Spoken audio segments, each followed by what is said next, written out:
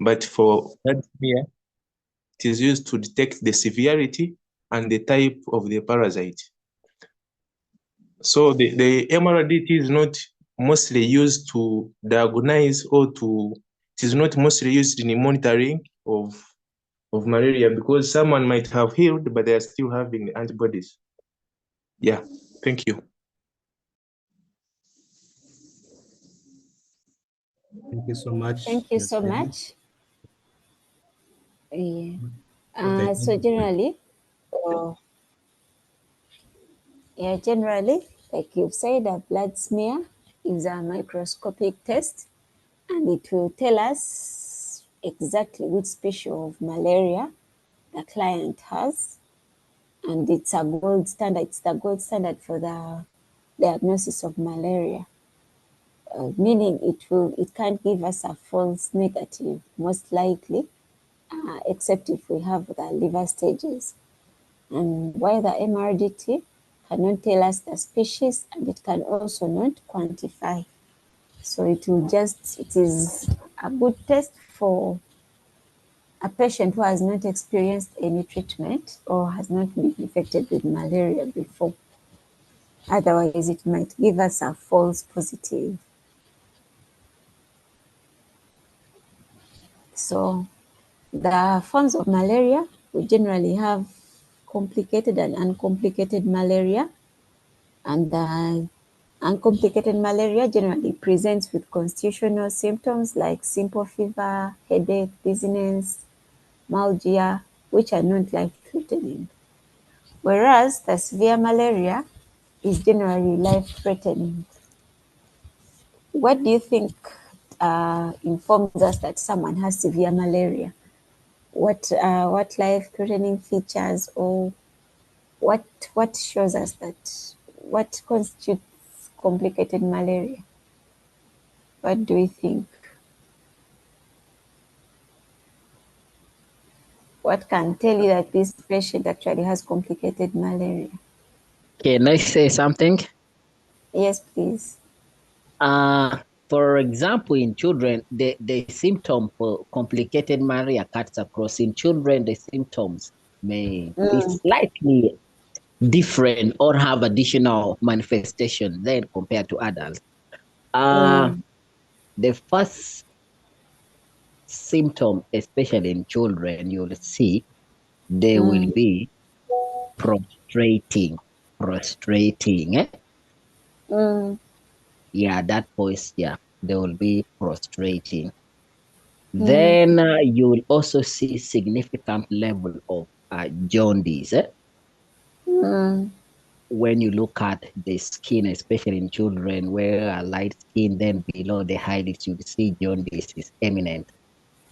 Then you would also, sometimes in some patients, you would see cerebral malaria. In other words, you would see when they tap the cerebrospinal fluid, you'd see the presence of malaria parasite in the CNS.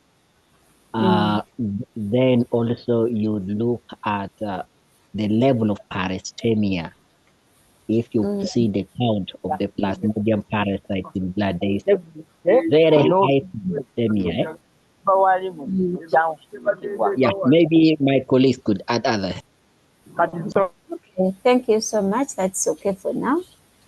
Okay, let's first look at uncomplicated malaria.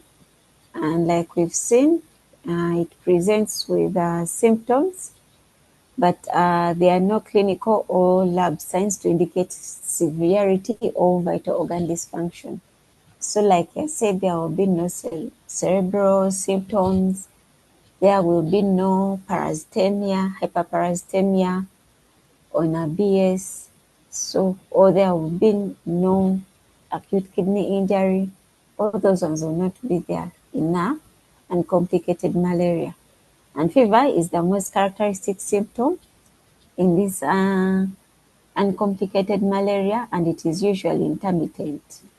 It is on and off. So a person gets the fever, then the rigors, sweat, feel better, and the cycle repeats. So those are the intermittent fevers. So those are the patients who come and say, I get fevers every evening, or I get fevers every other day. So that is typical of malaria, because it will not, in the uncomplicated form, the fevers can be intermittent. A typical malaria episode is characterized by 3 stages, like we've been saying. A cold stage, where someone feels so cold and they shiver, and then after shivering, they get so hot. So they start feeling very hot. Now they start undressing, tepid sponging, all those things. And after that, they sweat. And after sweating, there is relief of symptoms. And if it is an intermittent fever, it goes back. The cycle repeats. What are the goals of therapy of uncomplicated malaria?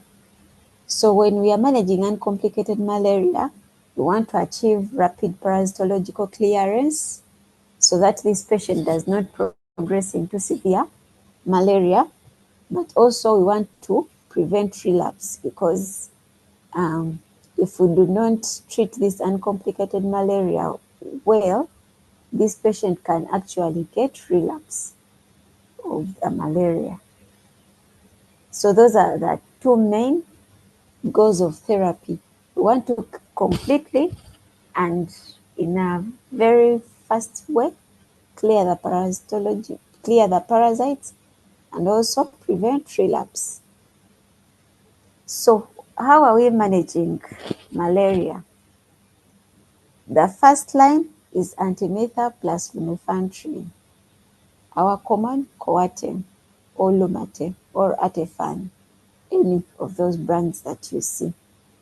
And these ones are called artemisinin-based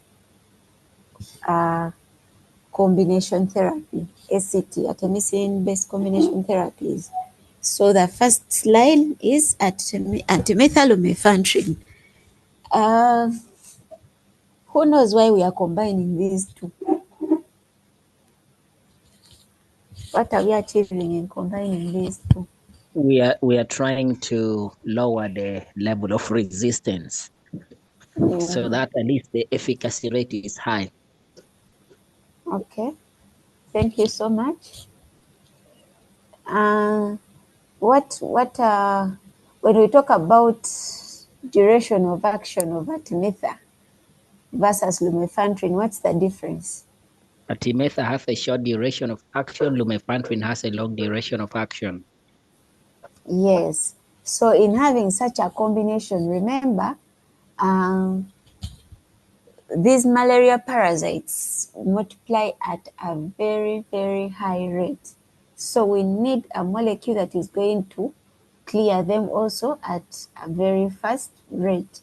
So antimether starts working very fast, and it clears the parasites. Then the lumefantrine will give us the longer duration to completely clear the remaining parasites. Otherwise, if it was lumefantrine alone, by the time it starts clearing, now the parasitemia is too high. If it was antimether alone, it will be done before all the parasites are cleared. Or would be having to take the antimether very many times in a day to make sure we've cleared all the parasites. So that is our first line of therapy, antimether plus lumefantrine. The first line alternative is atesomate plus amodiaquine. If any of us has seen, I think I've seen Larimor on market, but it's not a very common formulation.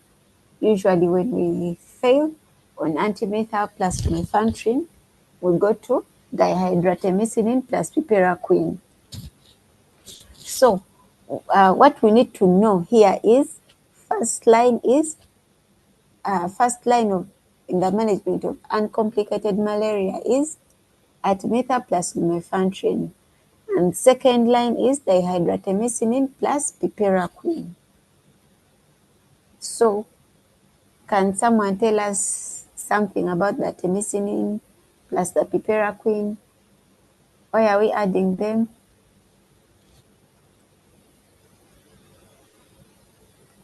Someone different from those ones who have been contributing, please tell us.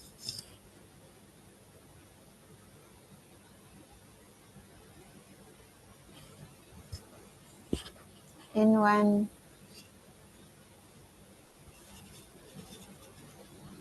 At least apply the knowledge from antimethyl lumefantrine and apply it to this one also, to the dihydroartemisinin and piperacin.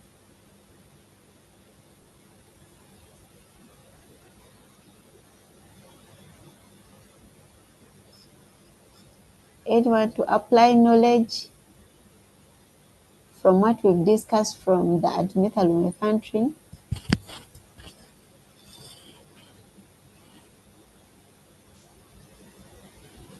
Okay, those ones who have been talking can tell me.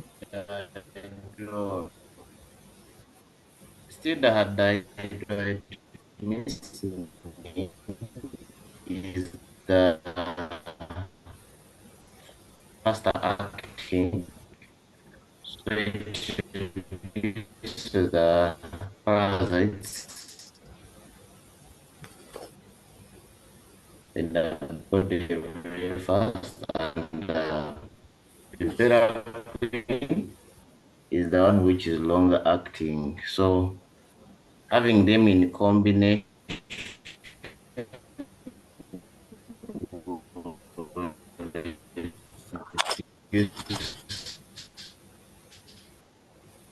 the burden of giving multiple doses of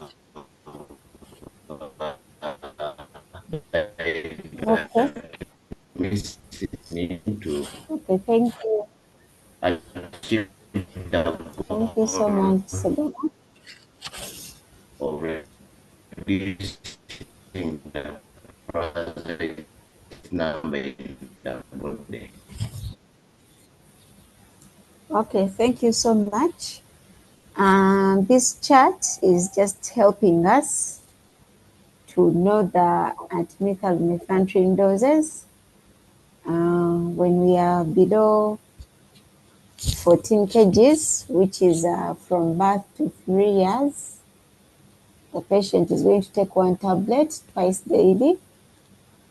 So those days we used to say we start from 3 months, but these days patient can take even from birth. So it's not contraindicated at less than 3 months like it used to be before. So anyone below 14 kilograms, we have 1 tablet. What is the strength of this 1 tablet?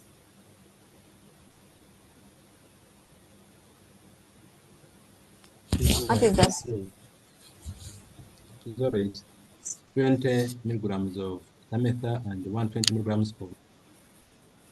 Okay, thank you. So this is 20 artemether, 120 lumefantrine. And then those ones of 15 to 24, these doses are very important for us to know the cutoffs. So we can say below 14, below 24, 34, and greater than 35. So that can help us, or greater than 34. So 14, 24, 34, and greater than 34. So it's very important for us to know these weights to help us, because these are very common. It's very common to find patients who came from the lab with positive malaria results straight to the pharmacy. So you need to be able to advise as a pharmacist. That's one. But even in a hospital setting where the doctor has prescribed, you need to be alert as a pharmacist to advise on the dosing, because sometimes, especially these middle categories, it may be hard for the doctor to give the right dose. So for patients 15 to 24 kilograms, and usually those are patients who are 3 to 7 years, we shall give them 2 tablets of the of the single strength at methyllumefantrine. Those ones of 25 to 34, we shall give them 3. And those ones, everyone greater than 35, we shall give 4 tablets. So usually, when you have an adult, you can either give the double strength or the triple strength. So that means if you have the double strength, instead of giving them 4 tablets, you will give them 2 tablets twice daily. And if it is a triple strength, they can take 1 tablet twice daily. So it will depend on the patient. Some patients will say, "Me, I rather take 4 small tablets than 1 or 2 big tablets," while the other one can say, "I rather take 1 big tablet other than taking 4 small ones." And then it will also depend on the patient's pocket, what they can afford. Then these ones of 15 to 24, if it's double strength, they can easily take 1 twice daily. So the complicated ones will be these ones of 3. In most cases, you'll find that they'll just remain with the 3 twice daily. Another very important thing about antimethyllumefantrine dosing that we must emphasize is the duration between first and second dosing is 8 hours. Then second to third dose, that's when you start 12 hours. So that's why here they are saying day 1, 1 tablet at 0 hours, then 1 tablet at 8 hours. Then the person starts calculating from these 8 hours to 12 hours. So for example, a patient started their medicines at 7 p.m., 7 to 8, 8 to 9, 9 to 10, 10 to 11, 11, 12, 12 to 1, 1 to 2, 2 to 3. So it means they are going to take their second dose at 3 a.m., meaning they will take their third dose at 3 p.m. So they will be taking 3 a.m., 3 p.m. for all the remaining doses. That is something that is very, very important to, it's an instruction that is very, very important to give to clients. Another very important thing in the management of malaria is to remind patients to complete their doses. Because in malaria, like we've said, the parasites divide very fast. But also, these artemisinin clear very fast. So even with 1 to 2 doses, the patient will feel already better. And in most cases, when the patient feels better, they will not complete their doses, which may lead to resistant strains and then also recurrences. So it's very important to inform the patient that they may feel better before they complete their doses, but they should make sure they complete their doses. That is it. Then we used to say, take it with milk, take it with milk. Some patients don't take it milk, but we can always advise them to take it with a fatty meal. Then we said the first line alternative is atosyl-beta-modiaquine, and the chart is there in case you have that formulation and it's the one that you want to give your patient.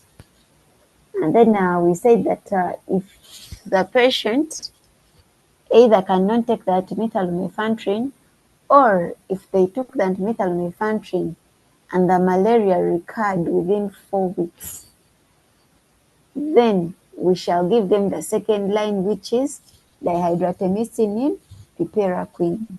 So it is given to patients who don't improve or who relapse in less than 28 days after giving them a correct dose and they have taken all their dose of the first line. So if they have failed or relapsed, then we shall give them dihydroartemisinin piperaquine. Dihydroartemisinin piperaquine is our usual pialoxine, Diatep, and duocortexin.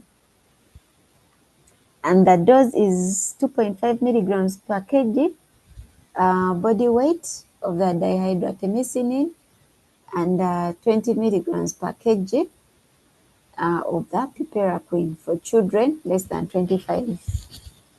less than 25 kgs. But if someone is greater than 25 kgs, we shall give 2 milligrams per kg and 16. So that means the smaller bodies are requiring a higher dosing per kg, while those ones of greater than 25 kgs are requiring a smaller dosing per kg. And these we need to be very conscious about these drugs, this dihydroartemisinin piperacillin. It's very, very important to give the patient the right dose for their kilogram weight. It's very easy to get if you can't calculate this every time, you can also get a chart. But for exam's sake, it is very important for you to know it. You can know that it is 2.5 /20 for below 25, or 2/16 for those ones greater than 25. But what I was saying is on market, there are many formulations. For example, duocotoxin, its formulation may not be good for patients who are over 60 kgs.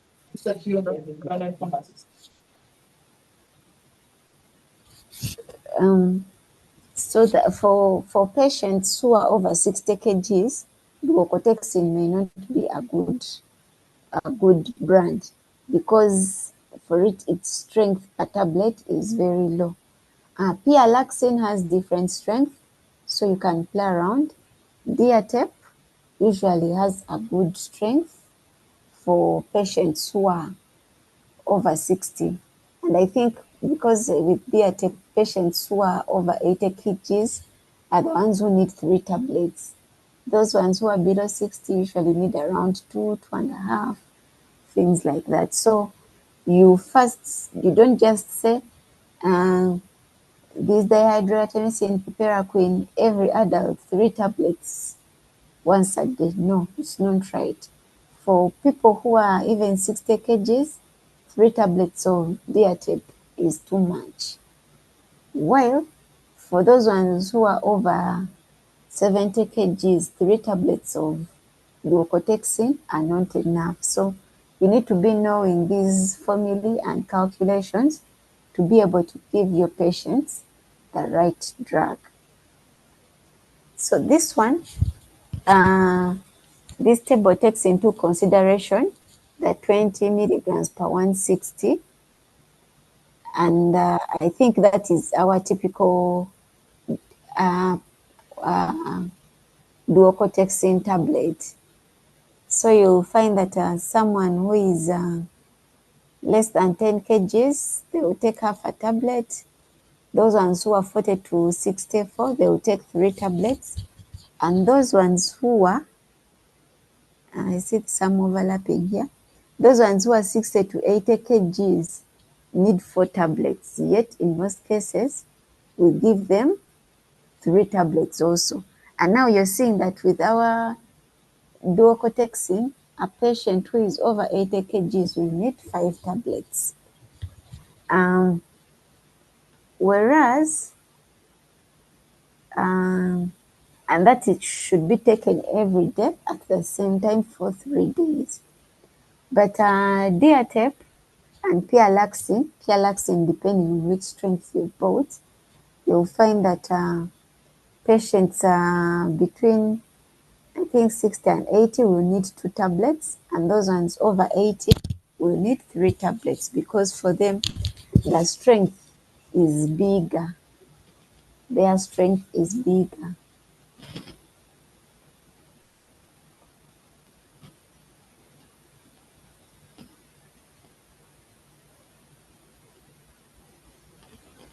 These formulations usually have dispersible ones. Okay, I've not seen it for pyralaxin and duocotoxin, but Diatep has the dispersible. It has the dispersible, and then also the adult formulations. So it has the 2160, it has the 4320 for the medium weights, and then it has the 8640 for those ones who are above 60 kgs. So that if a patient is between 60 and 80 kgs, they will take 2 tablets. Those ones who are greater than 80 will take between 2.5 to 3 tablets, depending on the calculations you have done, of 2/16 milligrams per kg. So it's okay for examination's sake. It will be very important for you to know the basic milligrams per kg to determine the dose of this patient. If you're in practice, usually the leaflets will have the table for you to be able to determine the patient's dose faster. Then if the patient is either allergic or for any reason they cannot take the dihydroartemisinin piperacin, they can take oral quinine.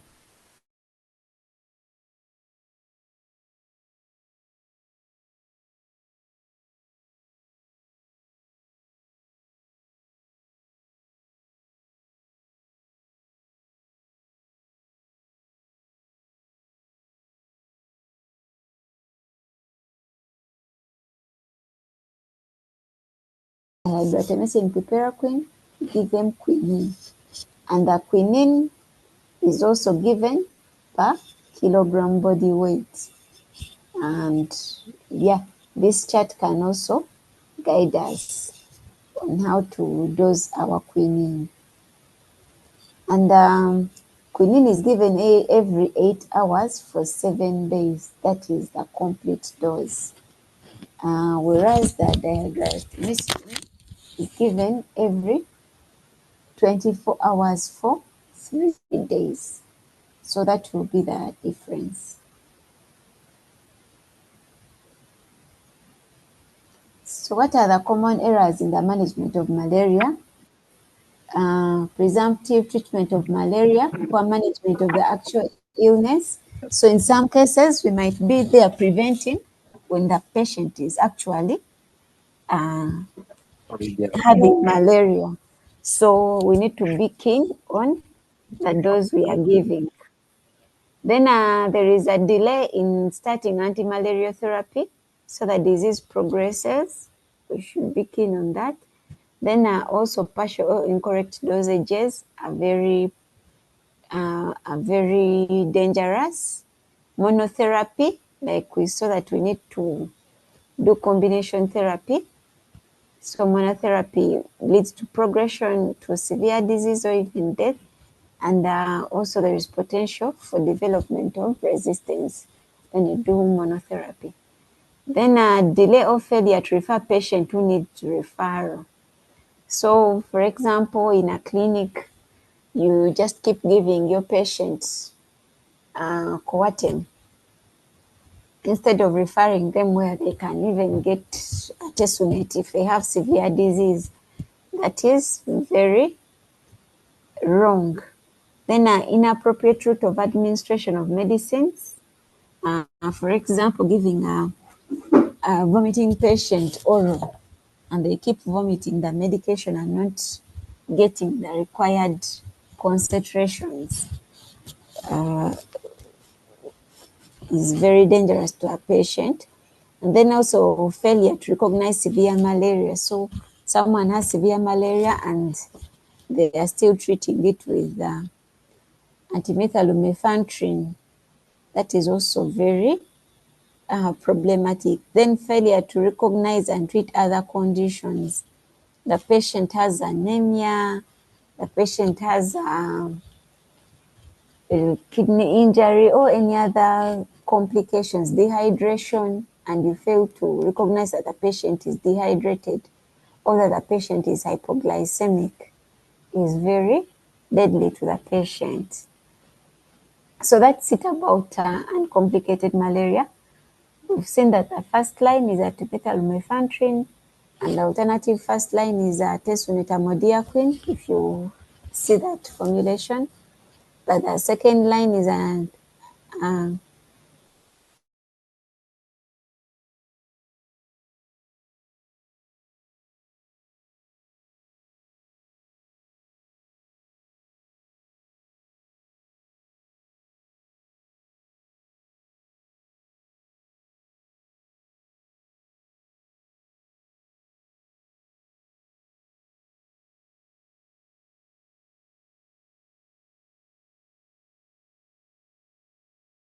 rapid weak cold extremities, unconsciousness, sunken eyes, severe anemia, convulsions. If it's a child, they're not able to drink or feed. If someone is vomiting everything they are eating. Someone talked about prostration. A patient cannot sit and support themselves. If someone is very dehydrated, and if it's a child and they even end up with severe malnutrition. And any sick young infant less than 2 months is referred to as severe. So we've seen these ones. So severe malaria, treatment and supportive care. About the uncomplicated malaria. Every time we give someone anti-malarials, we must accompany them with an antipyretic. Paracetamol or ibuprofen are very okay, but dose should not exceed 3 days.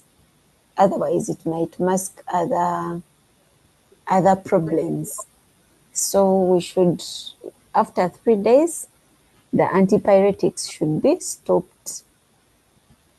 So that was additional therapy for. Excuse me, Madam Caroline. Yes, please. Could you just pardon for me what you just said about something about the antibiotics? Not antibiotics, antipyretics. That additional therapy to the management of malaria, generally, not even only the uncomplicated, but generally additional therapy to the management of malaria are antipyretics. And the choice of antipyretics are usually paracetamol or ibuprofen, depending on the patient. And the dose should last only 3 days. Otherwise, the antipyretics might mask either complications or other diseases. For example, the patient may not even be having improved, their malaria may not be actually improving, but the antipyretics are masking the fevers and the joint pains. So that is why it should only be for 3 days. I hope that's clear. Yes, it is. Thank you.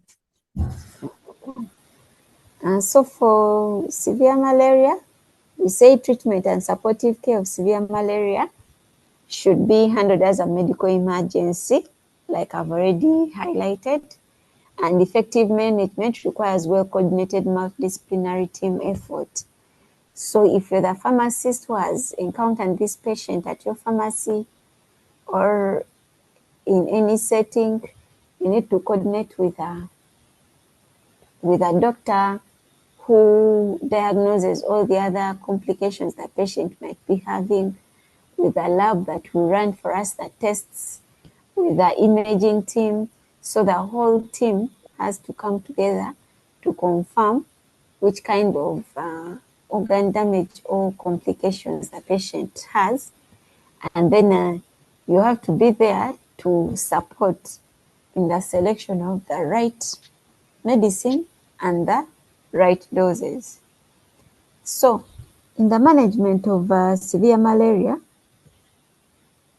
one, we said it is very life-threatening. So, our first goal is to prevent death.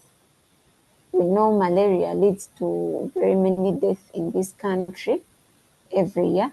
So the first thing we are doing when we are managing severe malaria is to prevent death. Then after we are trying to prevent disabilities, all these complications we've talked about, and then also preventing treatment failure, which is very common in severe malaria, and also preventing reinfections.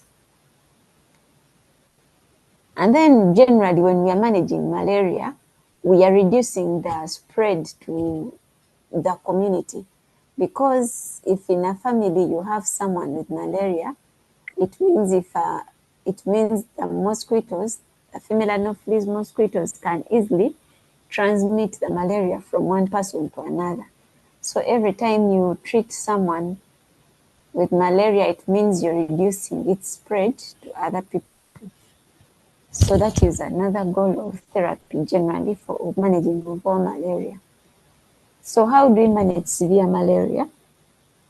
We do parenteral artesunate, and it is the recommended choice, IV artesunate. But if you're in an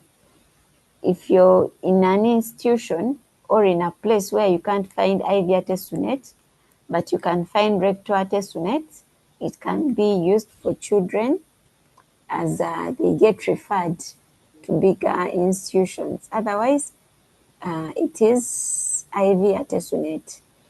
And the recommended dose is 3 milligrams per kg for children below 20 kgs, and 2.4 milligrams per kg for everyone above, not 24. For everyone below 20 kgs, it is 3 milligrams per kg, and for everyone 20 kgs and above, it is 2.4 milligrams per kg. And it can be given either IV or IM, and repeated every 12 hours for the first 3 doses. So the first dose is at 0, the next dose is at 12, and the third dose is at 24 hours. That is the complete dose of this artesunate. But if the patient cannot swallow for any other reason, they might be still unable to swallow because they had other diseases that may not be malaria necessarily. This patient will continue with the artesunate once daily for up to 6 days. So after these, after the injection at 24 hours, now we start every 24 hours, 1 dose every 24 hours for up to 6 days. But also, if we check the patient and they still have parasitemia at that rate, if maybe it has just reduced, but you see that the artesunate will still work, you can continue with the IV artesunate until the parasites completely clear. Then when the parasites completely clear, that's when we go to the oral dihydroartemisinin piperaquine. So that is it about the artesunate.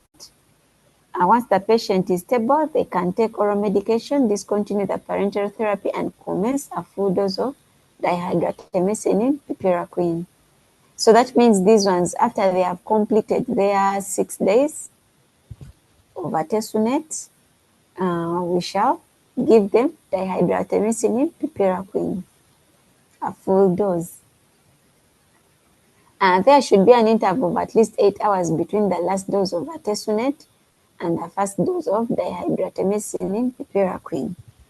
So, though we usually say, in practice, we usually recommend 12 hours, but if you last got your artesunate injection at 7 a.m., you can start taking your dihydroartemisinin piperaquine at 7 p.m. But they're emphasizing that it should be at least 8 hours. So you can't say that after 4 hours, start taking the orals, no. And if the patient cannot take oral medication at day 3 after 48 hours, evaluate and switch to IV quinine until oral medication can be given. So if a patient, after 48 hours, after 3 days, we do a BS in complicated malaria. After 3 days, we do a BS. And if we are not seeing good results with a BS, we switch to quinine. So the second line of complicated malaria is quinine. So if a patient is on IV quinine, we discharge them on oral quinine. Yeah. So remember to do Excuse me, BS. Madam Caroline. Yes, please. So I want to understand a bit. You said if like we have started someone on artesunate and after the 24-hour dose, they are not yet able to swallow, we continue up to 6 days while we're doing every Yes. 24 hours. And then again down, you're saying after 48 hours and they are unable to swallow, we continue with quinine. It's confusing me a bit. If you don't mind, you could clarify. Which So 48 I hours are we talking said about? if it is after, if the patient after 3 days, after 3 days of this patient, for example, if okay, when we give our complete dose of artesunate, we must do a BS.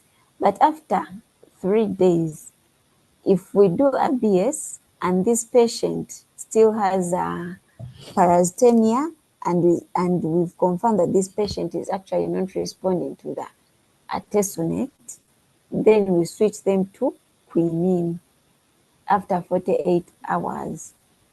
So we continue with artesunate for 7 days. If this patient is actually improving on the artesunate, but they are not able to go to the oral preparations. So if this patient is maybe feeding is feeding in an NG tube, they cannot swallow, instead of crushing the tablet and putting it in their NG tube, just continue with the IV artesunate.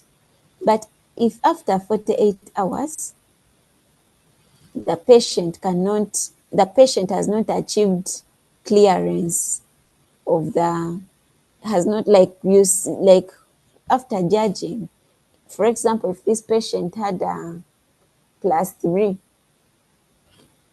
of, okay, I can only say +3, but lab people will tell you how so many parasites over +5. And then like after 48 hours, the patient is just at +4. So we are very sure that even though we continue this artesunate, it's not going to clear this parasitemia. So that is when we switch to IV quinine. And we give IV quinine until the patient can switch to oral medication. I think, does that make sense? We Yeah, continue it with, does. Thank you. okay. So, so when we are using parenteral quinine, we can use parenteral quinine or antimether as alternatives. So if a patient cannot use artesunate, and for example, because of the environment and what is available is antimether, you can give it. If a patient, if artesunate is available but the patient is just allergic or for any other reason, you can give quinine. So quinine and antimether are alternatives. But if a patient has failed on artesunate, then we cannot be going to antimether. So we shall be going to quinine. So these are alternatives depending on the patient. So if we are giving quinine, the first step, give the first dose of quinine, 10 milligrams per kg, 10 milligrams salt per kg of body weight. That is the initial dose, diluted in 10 ml per kg. So if a patient is 70 kgs, you will give them 70 milligrams, 70 That is 700 milligrams diluted in 700 mils of isotonic fluid, and you give it as a slow infusion 3 to 4 hours. If you give quinine very fast, what happens when you give quinine very fast? What is most likely to happen? If we give quinine very fast, who knows something? I think I hypoglycemia. Academia. Sorry? Hypoglycemia. Yes, the patient is most likely to get hypoglycemic. So that is why we are giving eye infusion for over 3 to 4 hours. And then in step 2, so this was our initial dose, 10 milligrams per kg, diluted in 10 mils per kg of fluid, and given 3 to 4 hours.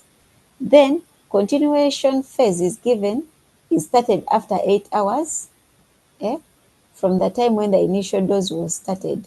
So the next dose starts from time 0 of infusion of the first dose. So for example, if I started my infusion at 8 p.m., that is when I start 8 to 9, 9 to 10, 10 to 11, 11, 12, 12 to 1, 1 to 2, 2 to 3, 3 to 4. So I will start the next infusion at 4, not 4 hours later. So continuation dose, then 8 hours from the time when the initial dose was started, give a maintenance dose of quinine. So I'm reading through this for you people to understand. We shall still give 10 milligrams salt per kg of body weight over 4 hours.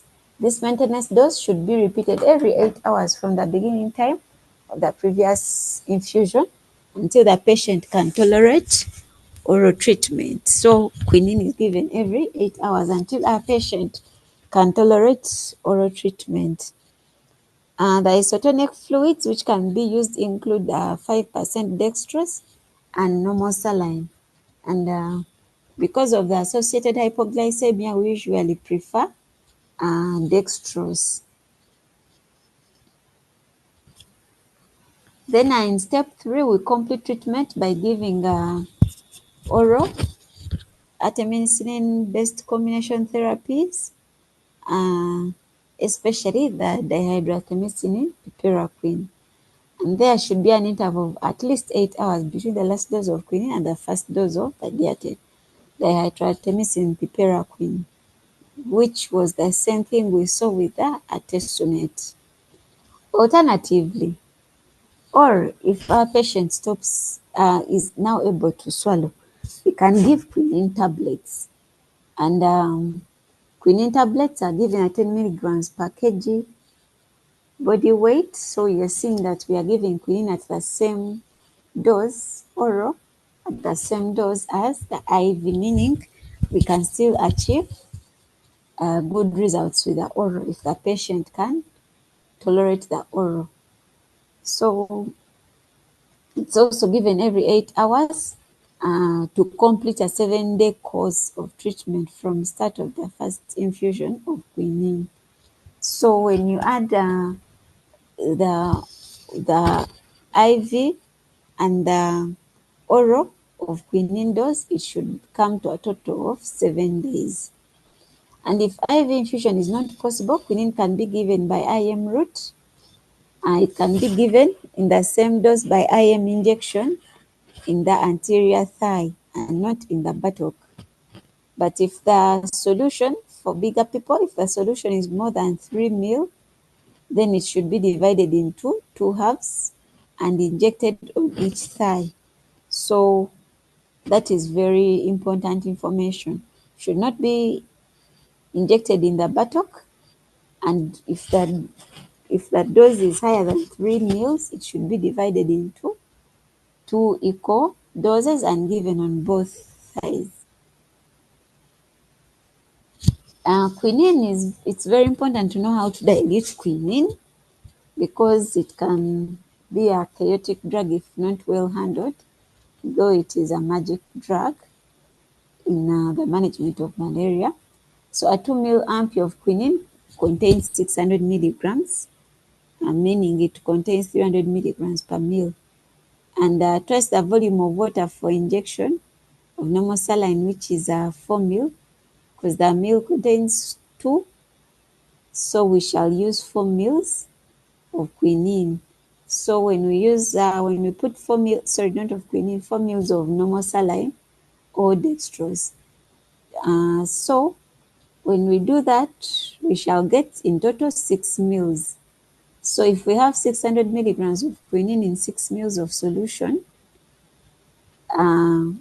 each meal will contain 100 milligrams of quinine. I think you can easily follow through that calculation and see. Then you require, we said you need 10 milligrams per kg. So you will be seeing how many milligrams you need for your patient, depending on their kg. But otherwise, we need 0.1 ml per kg. If we convert it to mils, so you'll be saying 0.1 ml times body weight, and you're able to know how much in volume to give your patient. When is quinine used? If the patient has a G6PD deficiency, I think we can remember that one from way back in our biochemistry.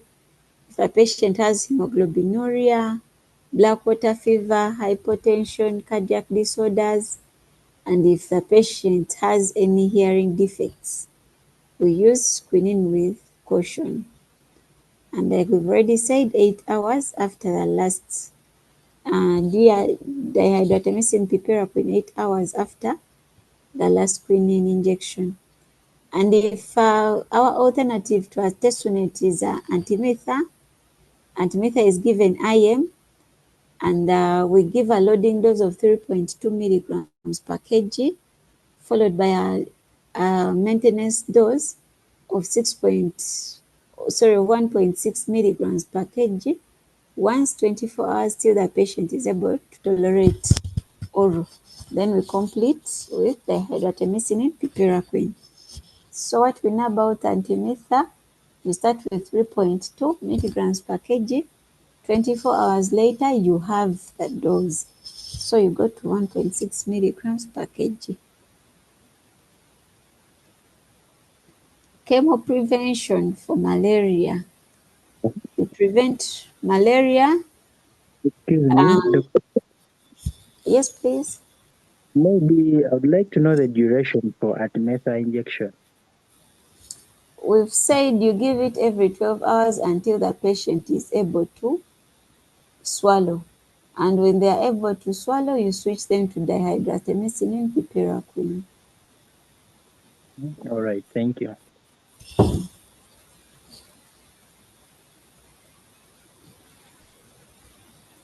So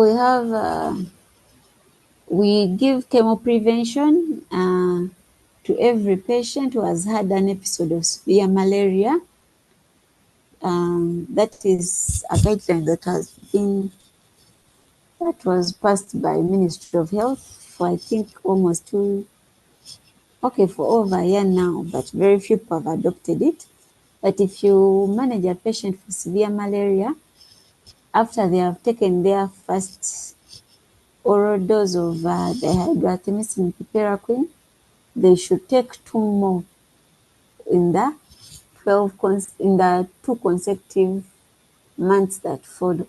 So if someone had complicated malaria in April and they finish their oral dose after the injections, it means that around the same time next month, they will take another 1 dose, and around the same time in June, they will take another dose, full dose. So that is chemoprevention post-discharge of severe malaria patients. Then we also have chemoprevention in pregnancy, which we call intermittent preventive treatment. And these ones we use the fancy like sulfadoxine pyrimethamine. So usually we used to say 3 tablets every trimester, starting from second trimester. But these days, as soon as the mother starts second trimester, which is 13 weeks, they are supposed to take a dose of Fansida every month. And this dose should be direct observed. It should be given by the health worker so that it is, they call it what? Directly observed therapy. That one. So it should be given by the health worker. Then 1 month apart after delivery. So after delivery, the mother should also take some more Fansida. Then the sicklers take a monthly Fansida also. But if someone cannot tolerate Fansida, they can take chloroquine as an alternative. Then recently there is something that has come up, which they are testing in Karamoja region, what they call seasonal malaria chemoprevention, that there are some peak seasons where malaria is very high. So they were trying to see if a complete dose of amodiaquine, sulfapyrimethamine, sulfadoxine pyrimethamine, that combination of amodiaquine plus sulfamethoxazole pyrimethamine is given to people aged 3 to 59, children aged 3 to 59 months every month at the beginning of that season. And they are, so it is something still under trial, but they were saying they noticed some reductions in the rates of malaria during those seasons. So, and it is continued until it's given monthly until the end of that season. So usually 3 to 4 months. If the rainy season is 3 months, so the dose will be given every month. So that is chemoprevention. Then we know very well that we give it to chemoprevention to non-immune visitors, people traveling to our country, meaning they do not have immunity. Preferred is mefloquine, given 250 milligrams once a week, or 5 milligrams per kg in children. It can also be used in pregnancy, the mefloquine. And then alternative is atovaquone proguanil, commonly known as Malaron. So it can also be given once daily, 1 to 2 days before the person travels, and then 7 days after. So before this person travels to Uganda or any other endemic area, they will be taking this Malaron every day for 2 days. And then when they leave, they will be taking it every day for other 7 days. Though Malaron is not recommended in children and pregnancy. Then the second alternative, if we are not using Malaron, we can use doxycycline, 100 milligrams once daily. That one is daily, and it is also not recommended in children and pregnancy. So what is recommended in children and pregnancy is the mefloquine.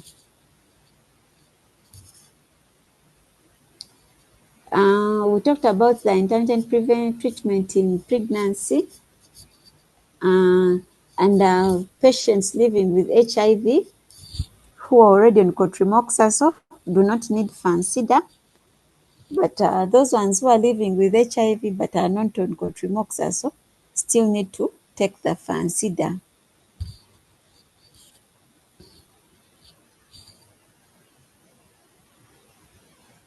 And pregnant women who cannot take Fansida for one reason or another need to consistently use their mosquito nets And these ones are what we call long-lasting insecticide-treated mosquito nets, which should be supplied to all pregnant women who go for antenatal. So these ones who cannot take Fansida should make sure for them they strictly sleep under their mosquito nets. And if they feel anything unusual, they seek medical, they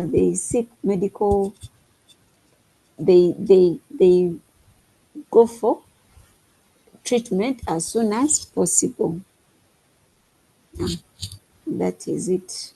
And that is the end of our discussion on malaria.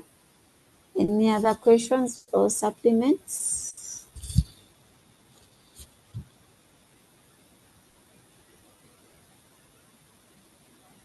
Thank you so much, Dr. Caroline. On behalf of Association of Intern Pharmacists Uganda, once again, Kenneth Matsiko is my name.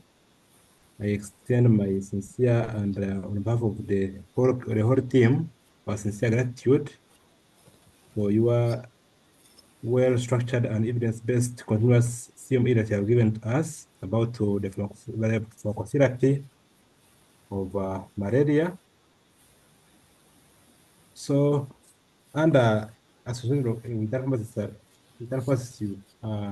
Pharmacists of Uganda, the CME has been very enriching, and I hope that everyone has picked a leaf out of it, together with our seniors, as part of the seniors, that is Pharmaceutical Society of Uganda. We are really grateful for your discussion that you have shared with us. Allow me welcome if there's any question that is coming in from the colleagues that we have been attending with here. Then we join the Q&A session. Before I proceed, I saw some hands up.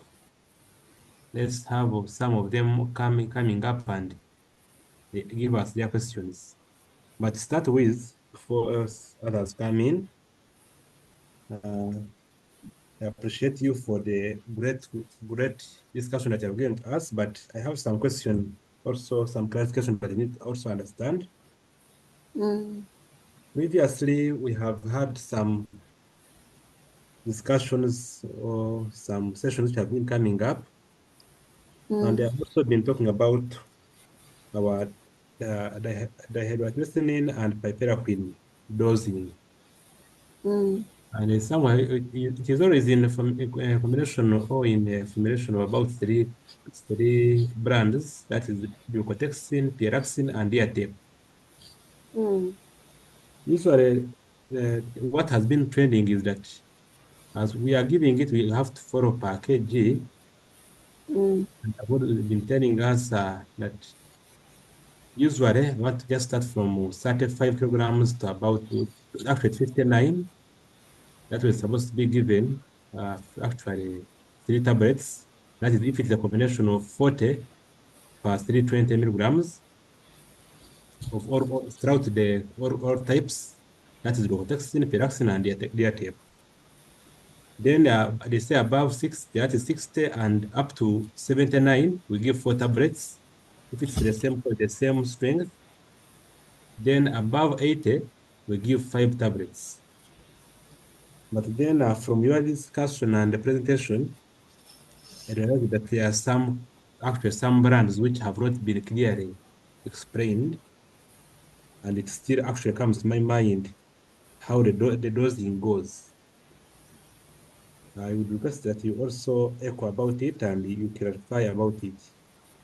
Because you have said that you know about the duocortexin, but for pyraxin and together with the diatep has been the same situation that we have been following in our practice as we are doing it right now in our internship.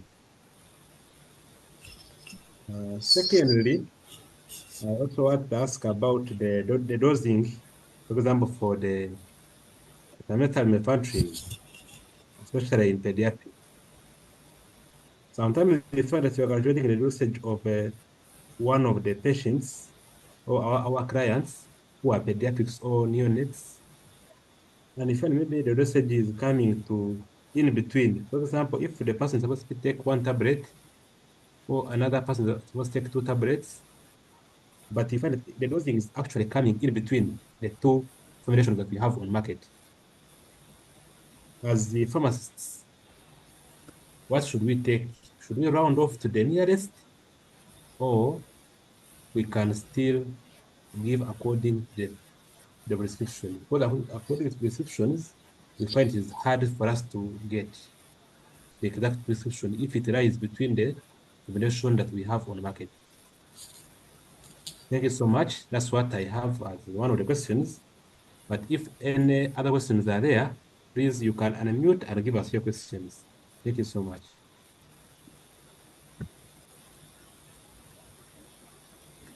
So, talking about the dihydrotamycin piperacin, before you think about which brand, just have your method at the back of your mind. Am I using the 2.6 or am I using that 2? So you need to know, if you're calculating for a child, you calculate for them their dose. If you're calculating for an adult, you calculate for them their dose. And you tailor that dose according to the brand you have. So it's not all about the brand and the weight, no.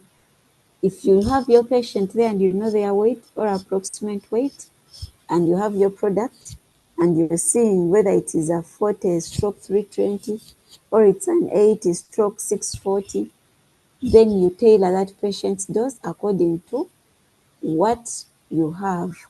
So it's not about Diatel. Now, like we said, duocotoxin mainly favors patients who are, I think, below 60 kgs or below 64. I think below 60 kgs. Those are the patients who are favored by duocotoxin, because at least they will take 3 tablets.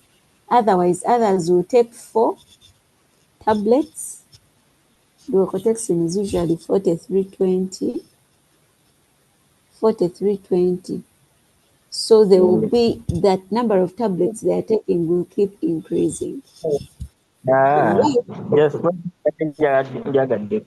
While for Diatep, because for it is 8640, a patient who is between 60 and 80 kilograms will need 3 tablets.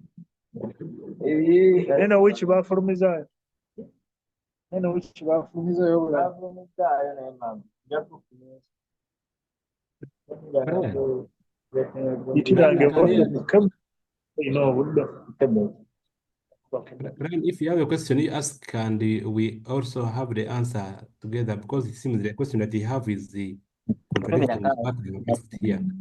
I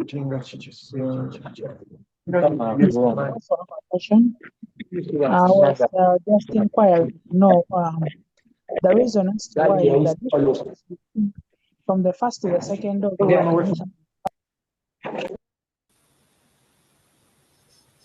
Dr. Kenneth, I think you can first help mute Brian. As muted, it's okay.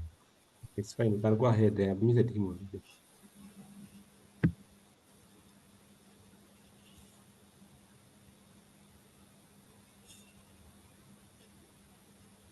Someone was asking a question. I noticed I was giving, I think, Okelo's answers, but I was muted. So, but in short, I was saying, when you're dosing this dihydrotamycin piperacin, based on the patient's weight and the product you have, so you will know whether to give 3, 4, or 5 tablets. Otherwise, they are non-standard. You'll find that the patient will need more tablets for duocotoxin compared to Diatep, depending on the strength you use. Then also, Pialaxin has different strength, because I think it has a single strength of 4320, It has a middle one, and then it also has an 8. It has one that is greater than, I think, even 80. It must be having like a 160 where you take one tablet. So, but if you find that your patient cannot fit within this over double strength or triple strength, then you give them another brand that can fit within their weight. That applies with the antimethyllumefantrine. So if, especially that middle age, I think of around 5 to 8 years, those ones who are supposed to take 3 tablets. They cannot take the double strength, neither can they take the other bigger tablets. So that means for them they will take the 3 tablets. But also those leaflets usually have category, like ranges. From this weight to this weight, take 1. From this weight to this weight, take 2. Things like that. So that is how you can solve that problem. Thank you so Thank much, you, Dr. Dr. Caroline, for the actually the clearness that you have done, or the elaboration that you have made.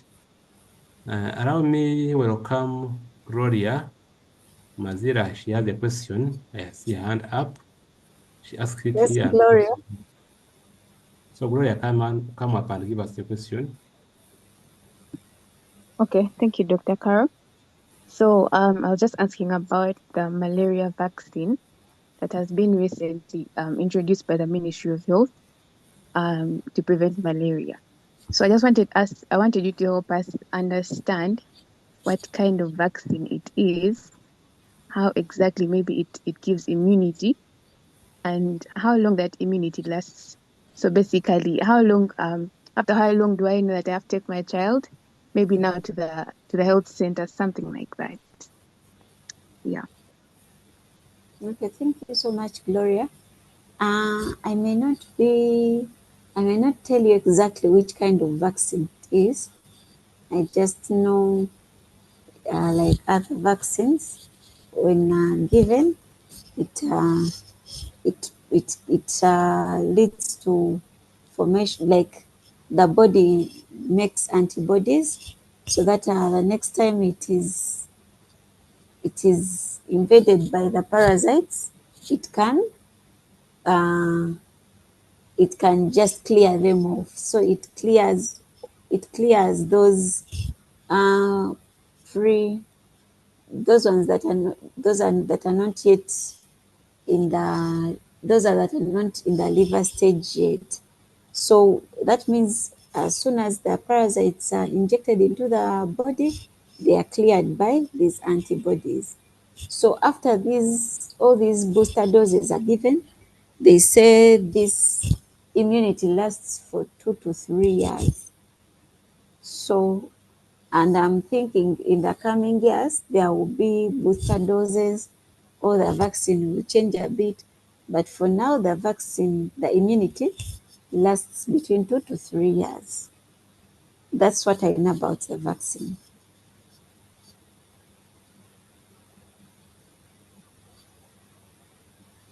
Thank you so much, Dr. Caroline.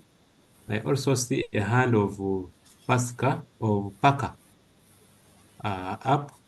Paka, you can unmute and give us your question.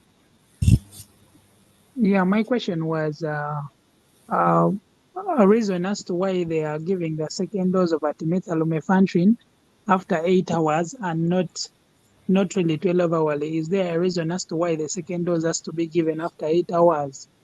And then secondly, maybe an elaboration on which drugs are really safe in pregnancy and which ones are not safe. Thank Okay. you, Mr. Paka. I also, Doctor, do you mind if we can also allow JK to give us his question and we will answer them together? Let me first answer these ones, then GK gives his. Because I'm not Okay, it's noting them fine. down. Yeah. So, the reason we are giving it 8 hours, remember we said the malaria parasites multiply at a very fast rate. And we said that these artemisinin also have a short duration of action. So in these first hours, we want to do intensive clearance. So that is why the first doses are close to each other. Because as we are giving them close to each other, we are also giving time for the lumefantrine to catch up and give us its longer acting activity. So that is why the first doses are closer to each other. Then drugs that are safe in pregnancy, all the artemisinin based are safe. So Coartem is safe, dihydroartemisinin is safe, dihydroartemisinin piperacin is safe, artesunate is safe, quinine is safe. So it just depends. So those days when they were unsafe or flagged unsafe, it's because they had just come on the market. They had not been studied in these populations. But right now, that's why we are saying even babies 0 to any age, we can give them the Coartem. So the same applies for the mothers. I think that is Thanks so answered. much, Dr. Caroline. So we go to GK. Around Well, thank you for the presentation, Doctor. And to our model, thank you so much. Now, I have about 3 questions. The first is about the difference between relapse, recrudescence, and reinfection. So the other one is, do we have a maximum dose for DP? Because now I'm looking at a patient who is over 150 milligrams. If you multiply by 2, that dose, doesn't it give the patient a lot of side effects and so on? Then the last question is about the blood smear. So you may find a patient with 3 classes, but without clear signs of severe infection or severe malaria. So how do we go about that? Do we treat it as complicated or severe malaria or uncomplicated? Thank you. So when there are 3 classes, it is complicated malaria because it will still be, but is it 3 classes or 4 classes that are hyperparasitemia? So, but remember we said some patients are asymptomatic because of their immune systems and very many other things like they have taken a dose of medicine recently, things like that. So you cannot base on the classes alone to say it is complicated or not. For example, if the patient is asymptomatic because they recently took some of the antimalarials, then you know that this one we still need to treat as complicated. But if it is the first time the patient is asymptomatic, at 3, I think we can still treat, but still not with Coartem, but with dihydroartemisinin, piperacin. So that is what I would do. Then those terms, though you can find for yourself, but recurrence, the patient healed and they got a new infection.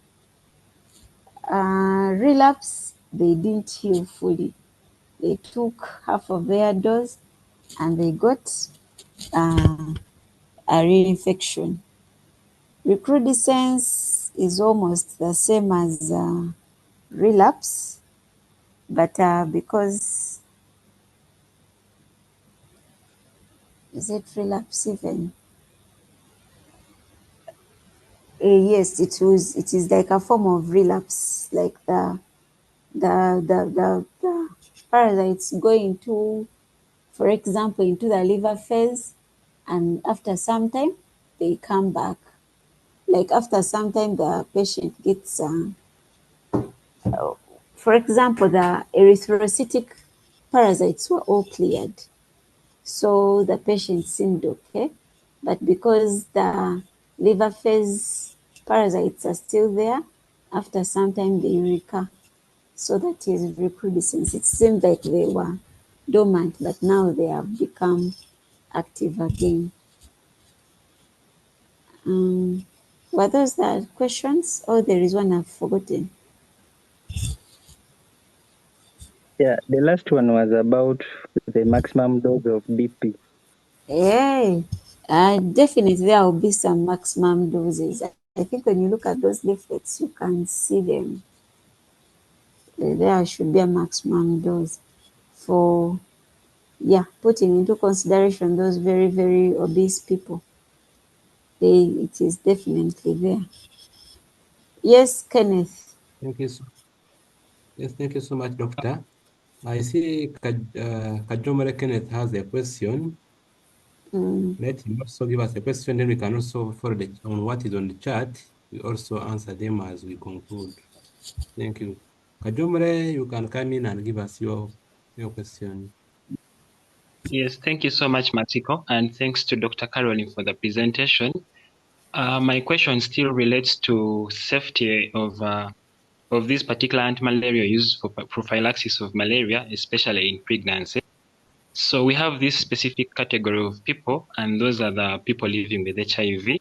So I'm assuming a situation where a pregnant mother has already a CD4 which is less than 100, and they are immunosuppressed and are at risk of, getting these opportunistic infections.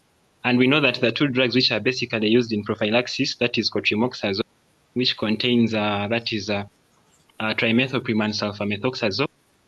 Also, that is Fancida, which contains that is sulfadoxine and pyrimethamine, almost contain almost similar drugs in similar classes. So in such kinds of patients who are immunocompromised and yet they are pregnant and are in their first trimesters, what do we do about the issue relating to malaria prophylaxis, yet they are also at risk of getting these particular opportunistic infections, and yet we say that they are not supposed to take those particular drugs because they are not safe, especially in the first trimester of pregnancy. Yeah, that was my question. Thank you so much, Kajomare Kenneth. Doctor, I hope you have had that question. If you would allow me also, okay, you can answer that one, then we can read the questions which are in the chat. Then we can also answer them as we conclude our session. Thank you so much. Yeah, we said generally if a patient is on cotrimoxazole, they will not need the Fancida. So we only give the Fancida to those ones who are not on cotrimoxazole.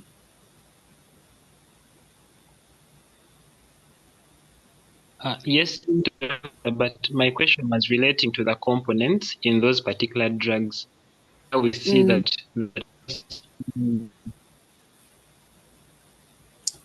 But in practice, these patients actually take their cotrimoxazole in the first trimester.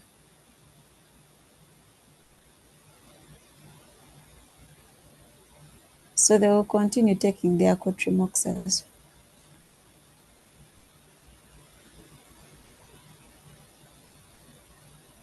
All right, doctor, thank you so much for the response.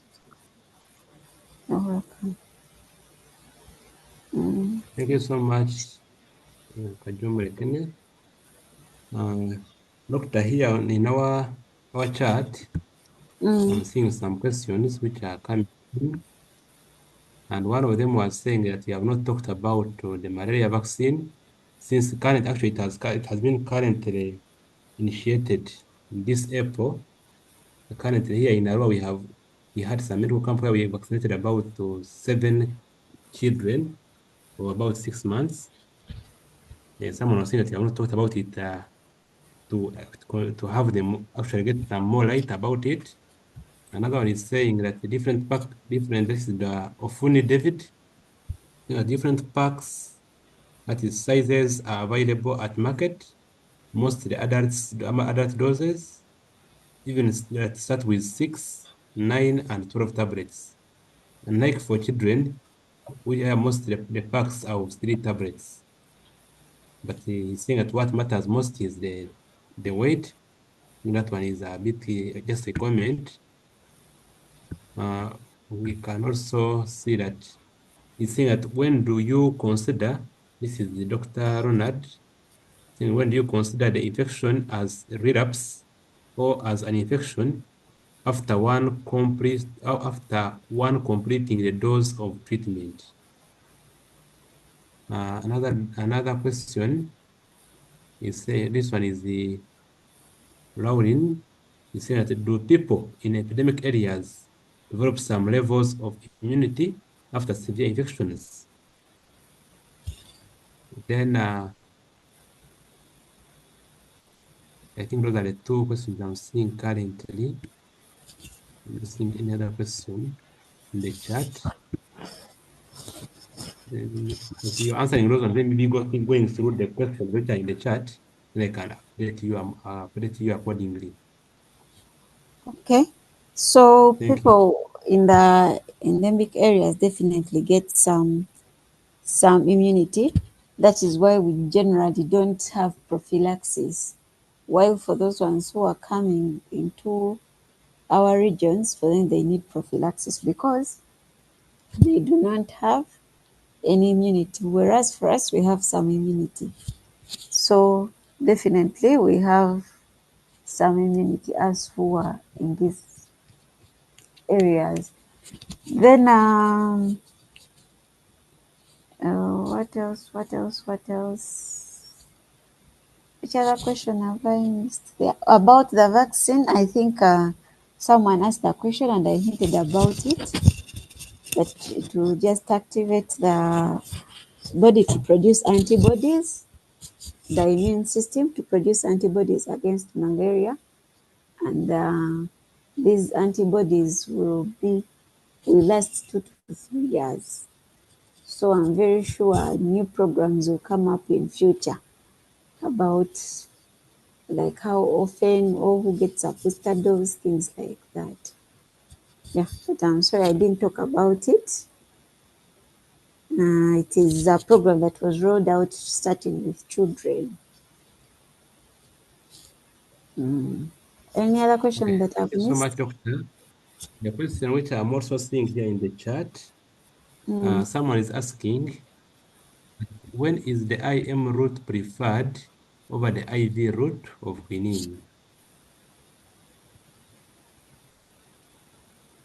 When we can't give IV, Then when the conditions we have cannot favor IV. For example, in small health centers, when you can't find the blood vessels, things like that. Okay, thank you so much, Doctor. There's also another question in the chat. It's saying, Dr. Carol, could you throw more light on the malaria vaccine, that is in bracket type, and how exactly it provides immunity? Also, how long the immunity lasts? I think I answered that I one think you have already. also echoed about that. Yes. And then this one here. Okay, this one I think was also a comment on what was said above. So, Doctor, briefly, there are some cases or instances where we've had people talking of emergence of resistance to some treatments. For example, methylmethane in some parts of Eastern Uganda is no longer considered much of a first choice or effective as it is for other areas. So my question is, when do you get to realize that there is a likely treatment failure? So that one, Now, for example, by the time they say in this region, this drug is failing, they will have observed and recorded very many cases failing. But now, if you have a patient on that you're treating, they came with a mild malaria, with an uncomplicated malaria and mild in nature, you gave them antimethyl and after that dose, when you do a BS again, actually the parasites just increased. So you know that this patient actually didn't has a resistant malaria. So you go. In malaria, ideally, after treatment, we are supposed to do a BS to confirm that that this patient has, that the parasitemia has been cleared. So that is how we know. If it was complicated malaria, we gave our Tesunet, and after 48 hours, we do BS, and the parasites are still high. They either reduced very little or they even just increased. Then you know that most likely there is resistance here. So you switch to quinine like that. So it is not after a very long time. It is after maximum those 48 hours.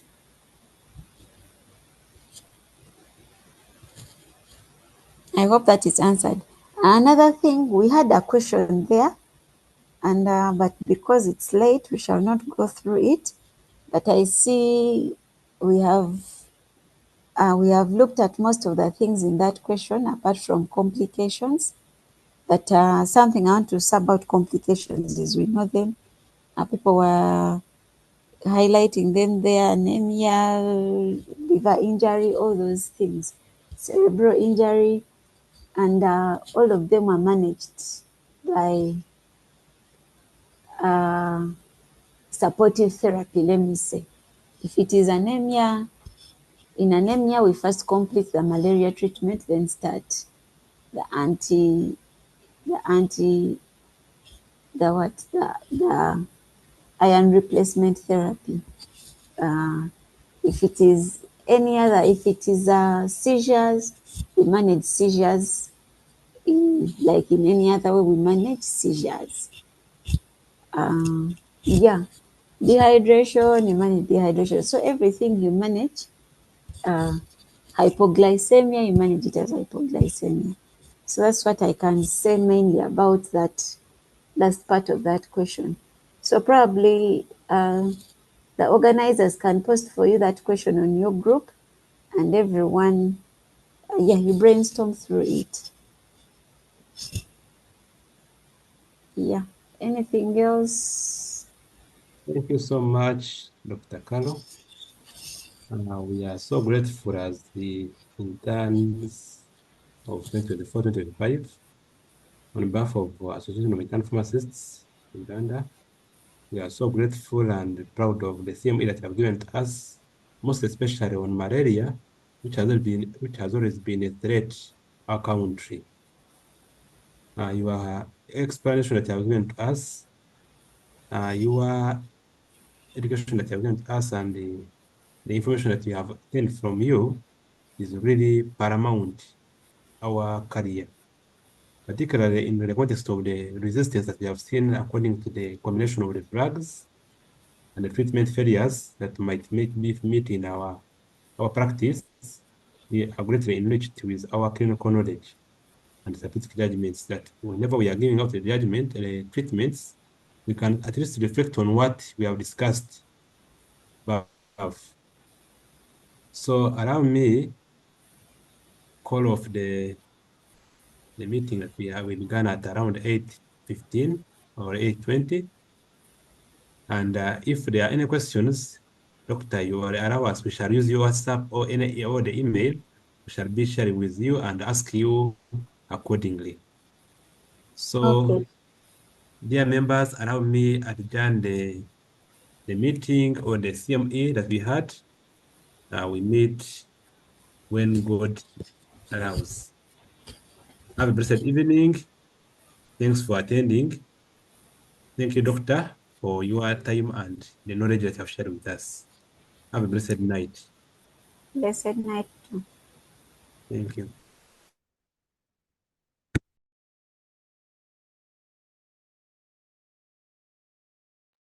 In short, meeting adjourned.